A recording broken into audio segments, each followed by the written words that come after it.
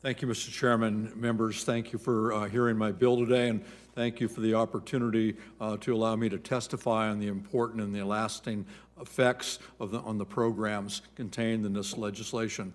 As a former co-chair and a current member of the Congressional Sportsman's Caucus, I feel a particular sense of responsibility towards those of us who hunt, fish, and enjoy the outdoors. I'm a lifelong hunter and outdoorsman. It's a responsibility that we have as members to ensure the right of everyone in America to use and enjoy our natural resources on the public lands that belong to each and every one of us.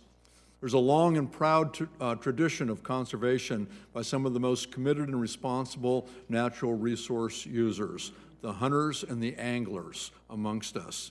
Today, this bill honors that conservation ethic.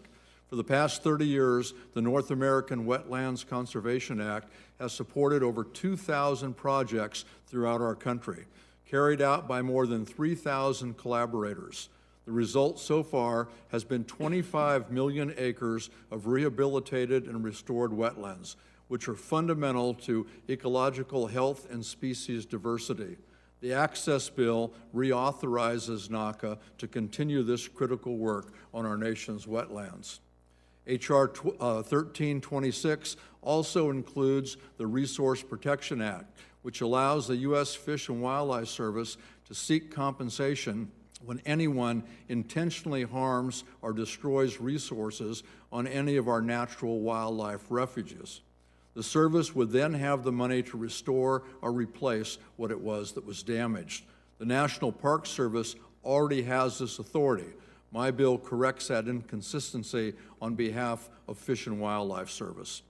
Access includes 2 chronic wasting disease provisions to address what could be the most serious threat to deer, elk, and moose populations and big game hunting that we currently face in North America.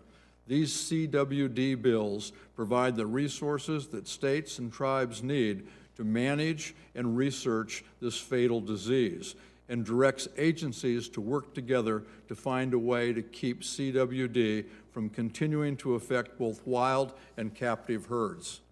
The provisions in this Sportsman bill, H.R. 1326, are intended to work together to strengthen our ability as a nation to conserve our natural resources. I'm glad that we as a Congress were able to come together in a bipartisan way and pass S-47, the important lands package just signed into law 2 weeks ago. I'm proud that S-47 includes Land and Water Conservation Fund permanent reauthorization and provisions to improve access to federal lands and encourage greater public involvement in wildlife conservation.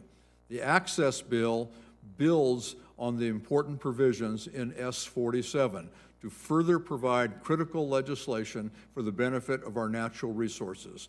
Again, thank you to the committee for the opportunity to speak and for your consideration of this important legislation.